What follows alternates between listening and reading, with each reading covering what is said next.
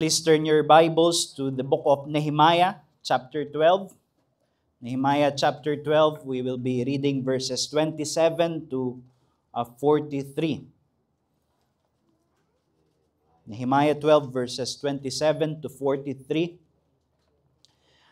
And at the dedication of the wall of Jerusalem, they sought the Levites in all their places to bring them to Jerusalem, to celebrate the dedication with gladness, with thanksgivings, and with singing, with cymbals, harps, and lyres. And the sons of the singers gathered together from the district surrounding Jerusalem and from the villages of the Netophathites, also from Beth Gilgal and from the region of Geba and Asmaveth, for the singers had built for themselves villages around Jerusalem. And the priests and the Levites purified themselves, and they purified the people and the gates and the wall. Then they brought the leaders of Judah up onto the wall and appointed two great choirs that gave thanks. One went to the south on the wall to the dung gate, and after them went Hoshea and half of the leaders of Judah, and Azariah, Ezra, Meshulam, Judah, Benjamin, Shemaiah, and Jeremiah, and certain of the priests' sons with trumpets, Zechariah the son of Jonathan, son of Shemaiah, son of Mattaniah, son of Micaiah, son of Zakur, son of Asaph, and his relatives, Shemaiah, Azarel, Milalai, Gilalai, Maaya, Nethanel, Judah, and Hanani, with the musical instruments of David, the man of God, and Ezra the scribe went before them. At the fountain gate, they went up straight before them by the stairs of the city of David, at the ascent of the wall, above the house of David, to the water gate on the east. The other choir of those who gave thanks went to the north, and I followed them with half of the people on the wall above the tower of the ovens to the broad wall, and above the gate of Ephraim, and by the gate of Yeshana, and by the fish gate, and the tower of Hananel, and the tower of the 100 to the ship gate, and they came to a halt at the gate of the guard. So both choirs of those who gave thanks stood in the house of God, and I and half of the officials with me. And the priests, Eliakim, Maaseiah, Minyamin, Micaiah, Elionai, Zechariah, and Hananiah with trumpets, and Maaseiah, Shemaiah, Eleazar, Uzi, Jehonan, Melchiah, Elam, and Ezer, and the singers sang with Jezreiah as their leader. And they offered great sacrifices that day and rejoiced, for God had made them rejoice with great joy. The women and children also rejoiced, and the joy of Jerusalem was heard far away. So this is the word of God. Let us ask His help as we reflect on this passage. Father, we pray that you would grant us the Spirit in order to illumine these words to us, and that we may seek Christ, for we pray this in His name. Amen. Itong bahagi na ito na ating binasa, it narrates for us another ceremonial activity that is held by the Jews during the time of Nehemiah. And this is actually a fitting end to the story of the book. Although this is not where it's going to end. Meron pang chapter 13, and we will look at that later in this series. Pero this is a fitting end, as I've said, that if it ended here, because alam natin na this book is divided into two segments. Yung unang bahagi primarily was concerned about the story of the building of the walls of Jerusalem. Nasira yung mga pader sa panahon ng exile, and even continued in that state after the exile, at iyon ay kanilang pinagtrabahuhan na isaayos, and now the wall has been rebuilt. And then it is followed immediately by the series of narration of the people's covenant renewal, na kanilang pinanariwa yung kanilang mga sarili as tipan na ibinigay sa kanila ng Panginoon. And now in this chapter, in this specific portion, God's covenant people organized a ceremonial dedication. Kanilang ide-dedicate sa Panginoon yung natapos na mga pader ng Jerusalem. And being a dedication ceremony, it signifies two things. That the completion of the wall is ultimately attributed to God, despite them having leaders and despite them working together para matapos yung mga pader, but it is God who has only made use of these human instruments, but it is God who is to be worshipped because ultimately this is His victory. He is the one who brought this about, and therefore it is right that they worship Him. They give the praise to Him. And it also meant that they are consecrating it for His holy purposes. Hindi ito ordinaryong pader ng kagaya ng sa ibang mga syudad ng mundo. The city of Jerusalem is the city where God has associated His name with, and it is the city where He is worshipped by His appointed priests, and therefore the walls is significant in that regard, and it is for God's holy use. At yan yung makikita natin dito sa bahagi na ito. That means this is an activity of worship. Pagsamba ang ginagawa nila dito. They organized an activity that is intended to worship their God. Ang ginawa nila, just to sum up the details that we have here, yung kanilang mga pinuno accompanied by priestly singers at yung mga ilang mga tao na galing sa mga kalapit na bayan ng Jerusalem, nagsama-sama sila in order to conduct a grand procession. So mayroong prosesyon dito upang ikutan nila yung mga pader ng Jerusalem at sa mga piling portion o yung mga piling lugar, hihinto sila upang umawit ng pagsamba at mag-alay ng mga sakripisyo sa Diyos. And that makes it worship. That makes it an activity of worship. They are making a procession, and they are stopping intermittently in order to sing praises and make and offer sacrifices to God. Now, what is our interest in this passage? Well, we find that in the last verse. This is what we want. This is what we should long for. What our interest in this passage is that after they conducted this ceremony of worship, God blessed them with rejoicing. Yan yung mababasa natin sa verse 53, and they offered great sacrifices that day and rejoiced. For God had made them rejoice with great joy. The women and children also rejoiced, and the joy of Jerusalem was heard far away. So thrice, emphatically, pinapakita dito that the effects of this worship ceremony upon the people, which is the effect that God has given to them, is rejoicing. A remarkable rejoicing that it was heard far away beyond the walls of Jerusalem.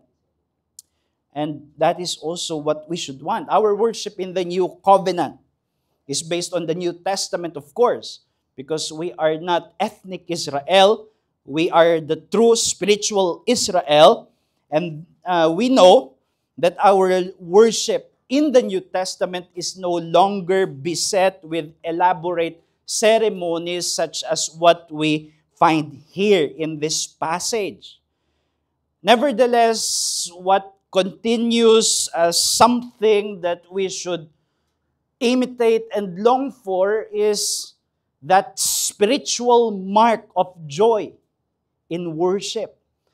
Yung paghahangad ng kagalakan na maging tanda ng ating pagsamba sa Diyos. And therefore, we should long, when we gather Sunday by Sunday, when we engage in the services that we do in order to worship God during the Lord's Day, we should long and pray that God would not leave us in our services empty, but rather we should be filled with this kind of joy, with this kind of rejoicing. And this passage teaches us that even as we hope and long for that kind of rejoicing in our worship, ultimately it is not something that we work up within us by emotional manipulation. We don't manufacture this joy by using gimmickries in order to touch our feelings. We are told in the passage that it is God who made them rejoice with great joy. Meaning it is a gift of God. It is God who does it and who works it in His people who offer worship to Him truly and in faith. And therefore, the message that I would take from here, dear brethren, is that joy in worship is a blessing that God gives to a people whose eyes are on Him and on His mighty deeds. Yung kagalakan sa pagsamba, ito'y pagpapala na nanggagaling sa Diyos na Kanyang karaniwang ibinibigay sa Kanyang bayan na tumitingin sa Kanya at sa mga dakilang gawa niya. And what character of worship does God love to bring this blessing of joy? Yun yung magandang tanungin natin dito because we want that. We want our worship to end in a note of rejoicing and not the manufactured kind, but the kind that God brings from heaven down to our souls. And therefore, we should ask, what character of worship does God regularly or ordinarily bless with such rejoicing? And how do we open ourselves up to that joy of the Lord? In this passage, we find a couple of things that I believe are applicable to us in the new covenant. And these are the things that if we do in our worship, we open up ourselves to be receptive to the Lord's blessing of joy. And this is applying it in the new covenant. First, let us consider the why of worship, which is the gospel focus. And secondly, we are going to look at the how of worship, and we will consider under that gospel order. So gospel focus and gospel order. So let us consider the first thing, the why of worship, gospel focus. Dito sa ginawa ng mga Hudyo, ang kanilang pinagdiriwang was the recent victory which God has granted to them as His covenant people, and that was the completion of their city walls. Yung kanilang mga pader na matagal nang wasak dahil sa hatol ng Panginoon na bumaba sa kanila at sila ay nalayo doon sa kanilang bayan. Pagkatapos na sila ay maibalik, for some time nakabagsak ito, but now it is completed. And we know that in the book of Nehemiah, we have gone through this. The earlier chapters narrated to us the fierce challenges that the Jews had to confront in picking up this task of rebuilding the ruined walls of Jerusalem. And they had to rely on God, coming to Him in prayer desperately because of the heaviness of the workload, the smallness of the manpower, and the fierceness of the opposition. palagi silang bumabaling sa Diyos para tulungan sila na makumpleto itong gawain, yung pagkabuo ng kanilang mga pader. And now, at this time, the wall, they can see it stands strong. Matatag na yung mga pader. And therefore, what they want to do here, and what they did here, was to celebrate Him who gave this victory to them. And of course, this celebration is not only that meron na silang pader. It signifies something greater.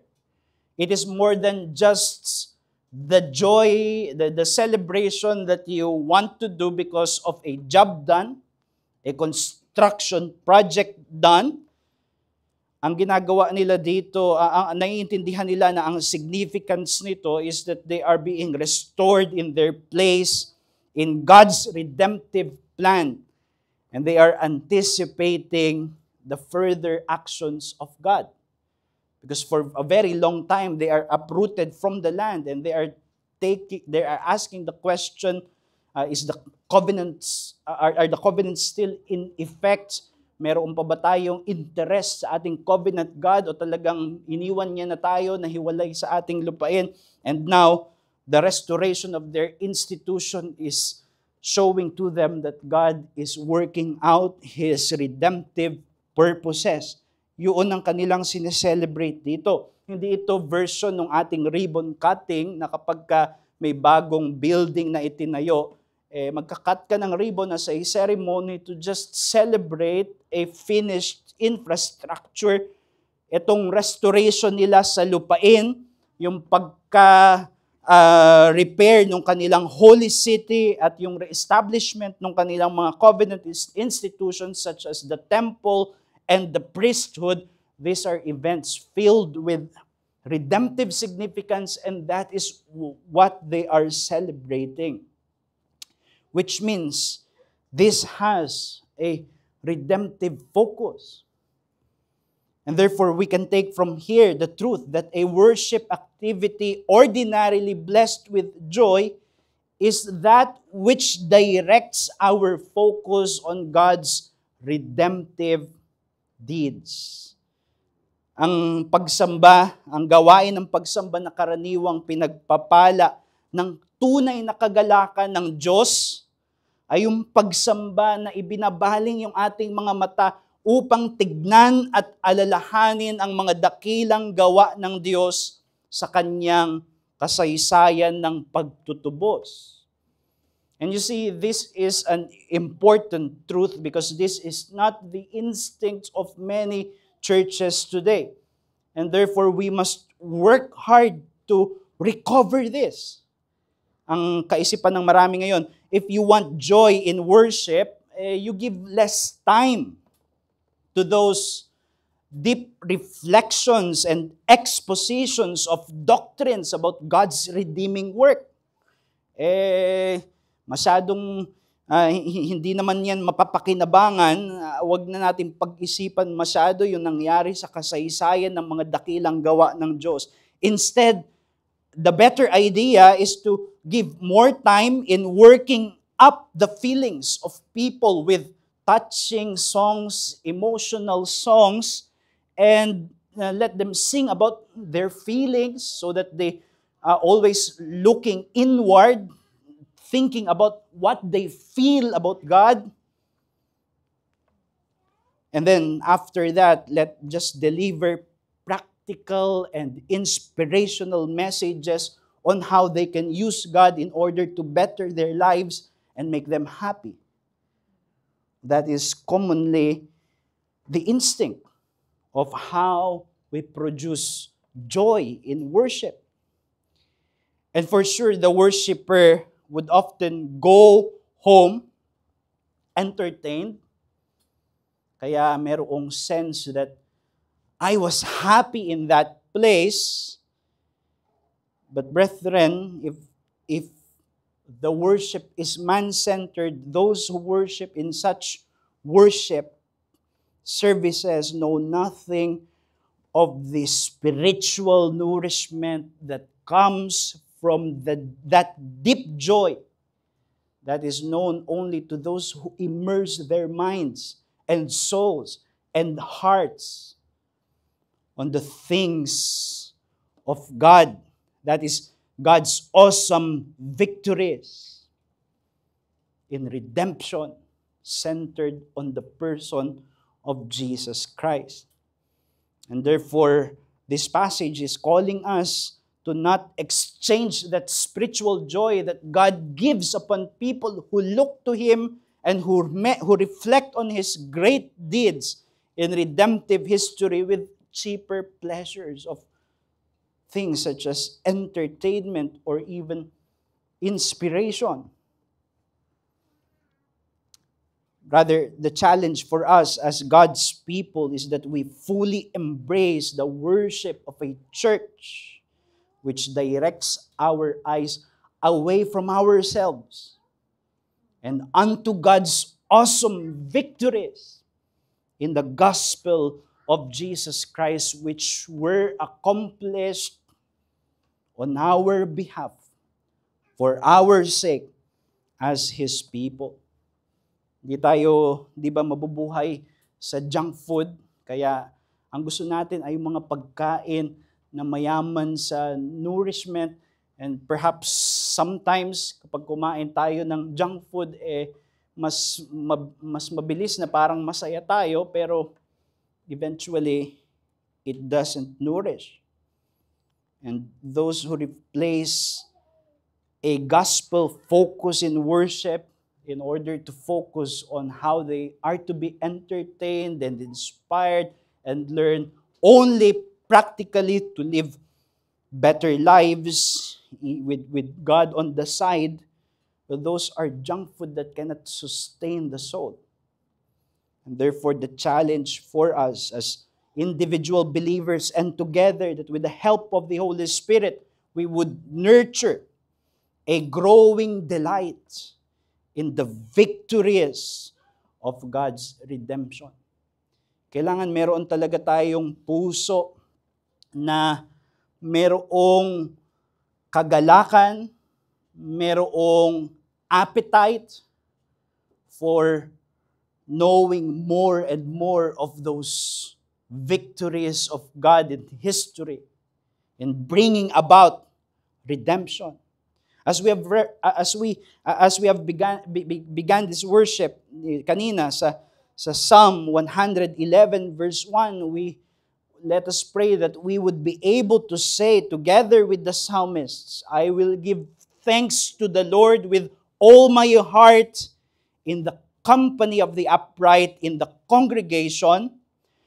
Great are the works of the Lord, studied by all who delight in them.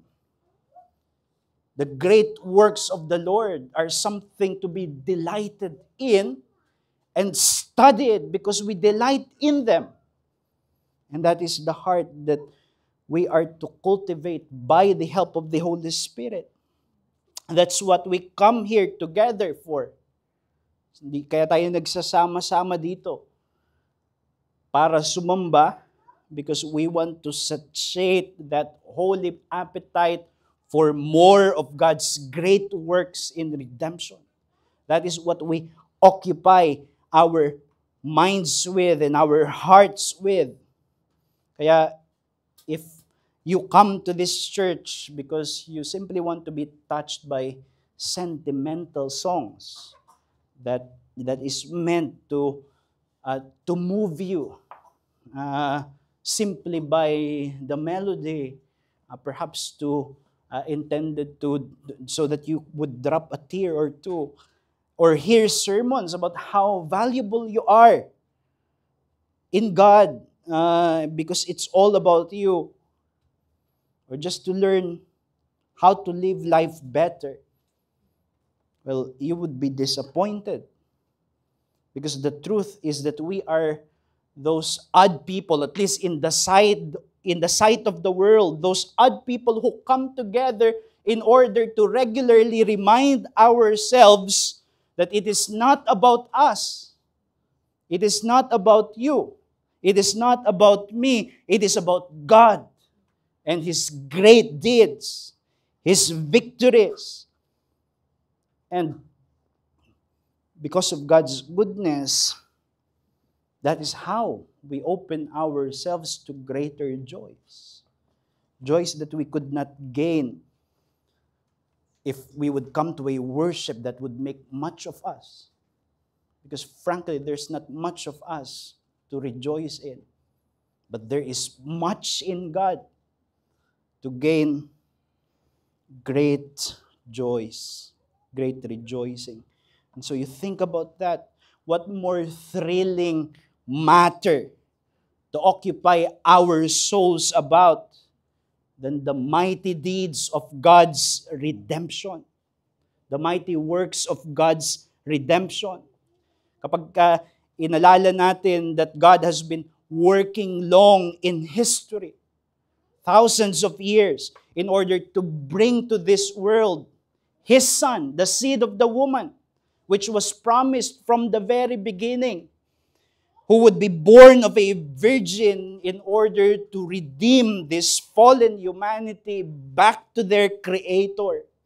Well, kahit eternity, hindi sasapat for us to discover all the wonders and of God's wisdom and work that can be traced from that line of history. And therefore, we cannot exhaust it.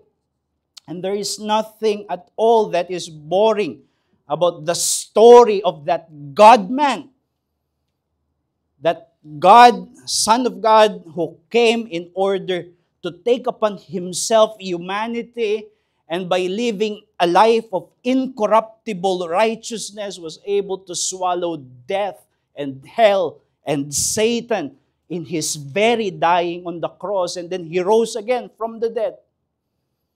And when He rose again, He rose with Him the new creation. And now He reigns to command history towards the consummation of all things, and He promises to return. And when He comes again, He will glorify His saints and cast out His enemies forever. So that means these are not things that we could exchange for other matters that are less thrilling. Frankly, if we find these things boring, the problem is not in these things, but in us. Because when we learn to truly delight in this, the glories of God's redemption, the victories of Christ, there is no going back to the counterfeit joys of man-centered worship. We could call such worship. Of course, kung hindi ka mananampalataya ng Panginoong Hesus sa umagang ito, you do not share these blessings of Christ's victory over sin, over hell, and over the devil. That means you are still in a miserable condition, in a defeated state, because your destiny is eternal damnation if you are apart from Christ. Pero ang mabuting balita is that you can come out of your misery. At maaari kang makibahagi sa tagumpay ni Kristo sa Ebanghelyo kung lalapit ka sa Panginoong Hesus nang mayroong pananampalataya at pagsisisi. And that is the only thing you have to bring. Not your good works. Not your own personal victories that you think, by this, God will accept me. You come believing in the victories of Christ, that in His death, mayroong kapatawaran ng kasalanan.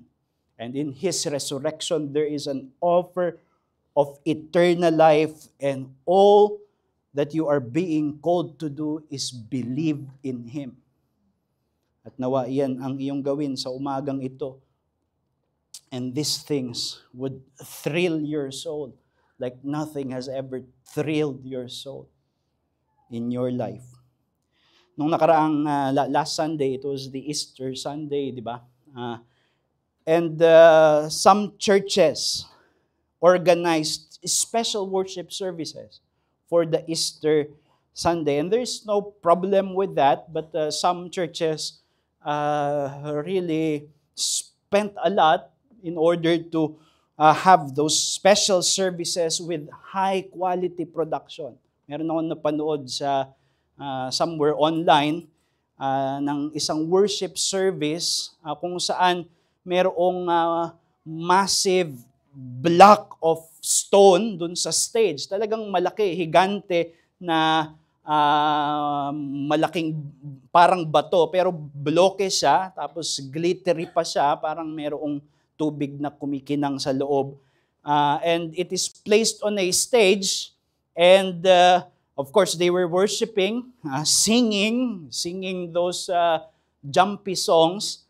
And at the climax of their singing, the block slowly descended as if falling, kasi it's meant to represent the block that covered the tomb, pero ngayon bumabagsak na. And then it revealed na doon sa tuktok ng bloke, nandoon yung preacher. Magaganong kaliit lang. Tapos, and he was working up the people at win-work up niya yung kanilang emotion in order that they would be excited about the resurrection. As if the resurrection is not yet already exciting and exhilarating if you contemplate about it without gimmickries. That is why the challenge for us is to possess a real delight in the great redemptive victories of Christ, of His gospel, that requires no gimmickries. And there must be gospel focus. Which brings us to the second point, and that is the how of worship. And the how of worship is having a gospel order, a right order to our worship. Dito kasi sa passage natin, ang kanilang intention is to focus on God's redemptive victory in restoring them to the land and restoring their institutions and granting them security with the walls that covered Jerusalem. And the way they did that, there is nothing spontaneous about this. Hindi ito bahala na kung anong mangyari. They approach this worship activity with careful planning and with careful reflection in order to lay out a kind of a logic to what they're doing. Sa kanilang pagdedicate ng wall. They carefully reflected on the order of this ceremony.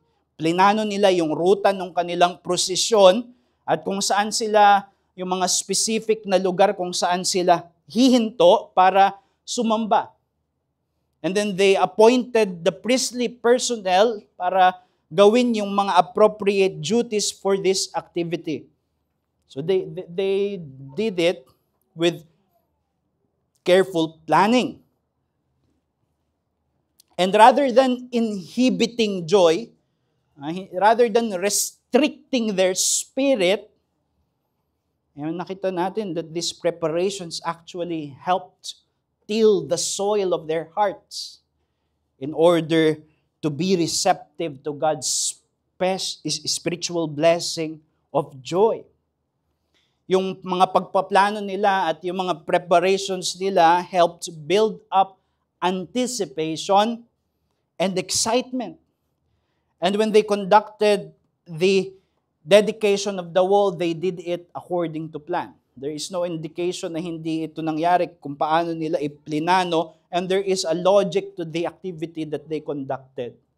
Meaning you can discern bakit yun yung ginawa nila. Dito pinakita sa atin na yung kanilang processional march, kanilang bubuuin na ikutan yung mga pader. If you study the areas, it means that they would have a procession kung saan makikita nila kung paanong yung syudad ng Jerusalem ay pinapalibutan na ng pader. Pader na ginawa ng Diyos sa pamamagitan nila. so that it exhibits to them that God now surrounds the city with the walls of His protection. And they were marching at tumitigil sila from time to time, which is an indication that they have surveyed a portion nung pader, tapos hihinto sila para umawit sa Diyos, sumamba sa Panginoon at mag-alay ng mga pagpapasalamat na alay sa Kanya. And that means they would stop from time to time because they would attribute to God the surveyed parts of the wall na nakita nila. The wall has integrity. At saan nilagay yung mga taga-kanta? Nilagay sa taas ng mga pader to show that God is being praised on the stability of the walls. Naalala ninyo, sabi ng mga kaaway nila dito, yung gagawin yung pader, pag yung fox, inuntog niya yung ulo doon, babagsak. Yun yung mockery ng mga kaaway. Now, the Jews are there placed on top of the wall, choirs of singers praising God because the wall is stable. So that means there is a logic to it. There is nothing careless and thoughtless in the way that they executed the order of their worship. Although they understood that despite their planning, there remains a factor that is beyond their control. And it is God. God's blessing. Kaya maliwanag dito na ang nagbigay sa kanila ng joy was not their planning and preparations, although that was the vehicle, but it was God who gave them joy. Ang Diyos ang nagbigay sa kanila ng joy, and that remains the incontrollable, unpredictable factor. We may say the spontaneous factor, because it is God who sovereignly blesses His people. And it is God who gave the joy, which teaches us that a worship activity ordinarily blessed with joy is that which is engaged with preparation and executed in order. Ang karaniwang pinagpapala ng Diyos na gawain ng pagsamba, yung binibigyan niya ng kagalakan, ay yung merong maingat na paghahanda at merong kaayusan. And once more, this is something that runs against the current of modern church thought. If you want worship to be authentic, exhilarating, sasabihin nila, well, ditch order. Or at least keep it to the minimum. And just let the Spirit leads. Kung saan ka dalhin ng Spirito, doon ka pumunta. Sa mga nakaranas, magkakaroon ng praise and worship, and the Spirit it is left to the Spirit kung yun ay 1 oras o 2 oras, which means 15 minutes na lang sa sermon. Kaya nga ayaw ngayon, takot yung mga tao na ngayon, mga maraming Kristiyano dun sa salitang liturgy, such a scary word, odd word, liturgy. In fact, to many, it is a forgotten word, and it simply means order of worship. Because there should be order in worship. And marami ang ayaw sa order, sa worship. And this is not compatible with what we have here in this passage, where their rejoicing was a blessing of God, as God saw fit to bless their preparation and their orderly ceremony. And that mindset is also incompatible with what we have in 1 Corinthians 14, where Paul is discussing worship. You read from verse 26, nagkakagulo kasi sila. They have this kind of a primitive version nung as the Spirit leads, nagkakagulo sila sa pagsamba, and Paul was rebuking them, at sabi nila sa kanila, what then, brothers, when you come together, yung kanilang sama-samang pagsamba, each one has a hymn, a lesson, a revelation, a tongue, or an interpretation, let all things be done for building up. Tapos sinabi niya doon na take turns sa pag may interpreter, all of that I'm sure you are familiar with. And that means yung mga elemento, bagamat malinaw na may mga elemento ng pagsamba, dapat itong isaayos. Hindi kung saan-saan lang ilagay sa tamang ayos. At ang reason, sabi ni Paul, ang kinonect niya dito is so that all things be done for building up. So hindi lang nagmamatter kung nandun ba yung mga tamang elemento, pero kung yung tamang pagkakasaayos, yung tamang kaayusan ay nakakaambag din sa pagpapalakas ng mga mananampalataya. And then Paul added another theological reason for why there must be order in worship. Sabi niya sa verse 33, for God is not a God of confusion but of peace. It doesn't reflect God quite accurately if worship is disorderly. And then he said in verse 40, all things should be done decently and in order. Which means disorderly worship is not God-glorifying because it does not reflect Him as a God of peace or order rather than confusion. And that disorderly worship is not edifying. And therefore, we must give careful thought on the order of worship. Hindi walang halagang bagay yung usapin ng tinatawag na liturgy.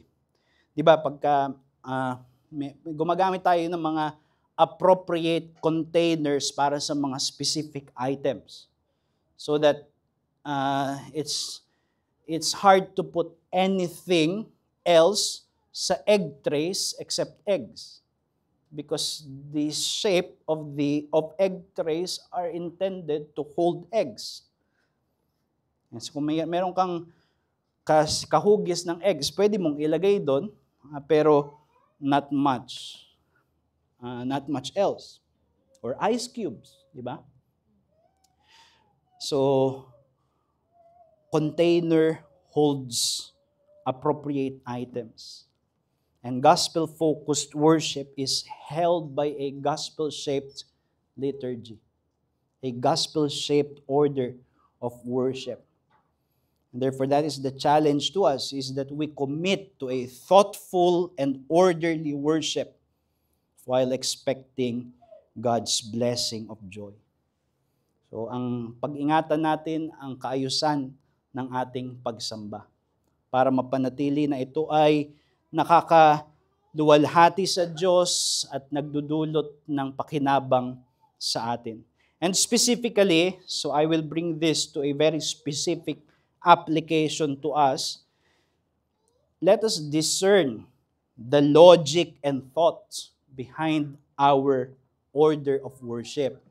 Kasi posible na siguro, kung ilalagay natin sa konteksto, hindi nila alam yung nangyayari, nakikimarcha lang sila, at pag kumanta, kumakanta rin sila, tas nakikita nila nandoon nakapatong yung mga tao sa choir, sa tapat, and they do not discern that it is intended for them to see the wall and then stop in order to praise God, and they are led by those who are standing atop the wall in order to further enforce to them na matibay yung pader. And it would benefit them much better kapag ka naiintindihan nila kung ano yung logic o flow ng kanilang order ng worship. And the church in history, has always understood that the church's liturgy is a tool that we could use to communicate and reenact the story of the gospel.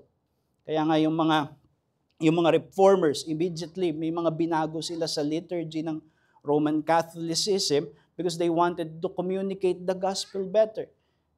We have learned, for example, yung facts that when they were presiding the Lord's table, they deliberately stood behind the table rather than in between the table and the people to communicate that they are not the mediators to the table of the Lord. They are simply the presider because these things matter. Brian Chappell said in his book, Christ-Centered Worship, sabi niya, the order of worship conveys an understanding of the gospel. Whether one intends it or not, our worship patterns always communicate something. An understanding of the gospel inevitably unfolds. So, when we worship together, we reenact the gospel. And therefore, it would benefit us much better if we are not going through the flow mindlessly, but discern the unfolding story of the gospel. Let me help you a little bit. The call to worship, which is read by the leader at the beginning of our service, coming from the Psalms or perhaps other portions, it is intended to confront us with the greatness and goodness of the character of God. That there is this person who truly exists, and He is our Creator, and if you are a believer, He is your Redeemer. And being confronted by His greatness, He is summoning us to engage in His worship. That's why we begin with a call to worship. We do not worship because we have decided to do so. We worship because we begin with God. God calling us, confronting us with His greatness. And what is the appropriate response? We worship Him immediately with a hymn of adoration, singing about His attributes, singing about how He has revealed Himself to us in His greatness and in His goodness. And then we pray, the leader leading us with a prayer of invocation, because we plead that this God who has just confronted us with His person, we plead that His presence would abide in us as we continue on with our worship. But the problem arises, and this is the problem that the gospel addresses, that when God confronts men with His holiness and greatness and power, it exposes our creatureliness and sinfulness. And so we come appropriately to confess our sins, because we are sinners being confronted by a holy God. Just as Isaiah in the temple, when he saw holy, holy, holy, there were angels worshiping this thrice holy God, and he said, "Woe unto me, for I am a man of unclean lips, and I dwell among people who are unclean." And the good news is that when we confess our sins, God visits our misery with the provisions of the gospel in Christ, beginning from the assurance of our pardon, that we are forgiven. And this same gospel that provided forgiveness for us also installed us in order to have a holy identity, the calling of being priests, the calling of being the pillar and ground of truth. And so we respond with the appropriate function. So we pray together, intercessory prayers, although led by the pastor, but it is the ministry of the church, praying for one another, praying for the world, praying for other churches. That is a priestly function that we are fulfilling together. And so pray. Or we corporately proclaim the truths that the church has always proclaimed. That's why we have that corporate confession of faith. And then, God having installed us in this priestly function, we are further built up in our holy calling. And how does God do that? By the Word of God, enabled by the Holy Spirit. And we should not be selective about what we should hear from God. That is why we have sequential readings of the Scripture, both from the Old Testament and the New Testament, demonstrating to us the unity of God's salvation purposes from the Old to the New. And we engage seeking the Holy Spirit to grant illumination to us as we prayerfully sing those hymns of preparation. And then the Lord speak words to us afresh in the preaching of the word to build us up. And after that, we, as a token of our response of faith and obedience, we sing a hymn of response. And then God confirms what He has just said to us in order to show us visibly, to show us what He has said to us with the visible sign of the bread and wine in the Lord's table, so that we could feed on those promises in faith as we have just heard. And having been fed by Him, we are sent off with blessings from God in the benediction.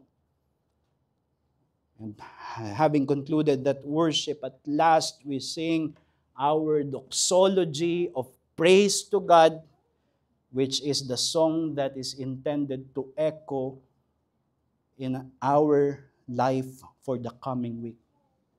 So that our whole life is a worship in that sense also. So there is a logic to it, and you go through it mindfully. And it is important. We would attribute to John Calvin doctrines about predestination and many other things. But Calvin prioritized worship in his Reformation. He led public worship, nagsulat siya ng mga directories para tulungan yung iglesia sa kanilang pagsamba. Nagsulat siya ng mga liturgies o yung tinatawag na service books. Tapos nag-supervise siya nung creation ng kanilang psalter na hanggang ngayon ay may mga gumagamit pa, yung Genevan Psalter. At naging laman ng pagtuturo niya kung paano dapat sumamba ng tama sa Diyos. In fact, when he was writing to a theological opponent in his time, Cardinal Sadoleto, na nagtatanong bakit ba kailangan yung Reformation, at ang sagot ni John Calvin was not because of justification by faith, but because God has to be worshipped rightly. It was a priority. And although Luther was the instrument to recover the gospel in the greater part of Europe, the Genevan Church became the model of how to organize the worship of God and the polity of the church. And that calls us to also make central to our gospel identity and mission the designing and the preservation of a gospel-shaped worship. Ang Diyos ay mabuti because He has bound our highest duty and our deepest joy together in worshiping Him. And therefore, may we be faithful and eager worshipers of God. Let us pray. Gracious Father, we thank You for these reminders. We thank You that there is an infinite matter for our reflection para kami ay sumamba. And we can never exhaust it in this life or the next. And therefore, help us to be eager worshipers of You, that we would truly give our highest worship as our duty, but also expecting from You to grant us spiritual joys. And may You do that even now as we continue in our worshiping together, as we pray these things in Jesus' name. Amen.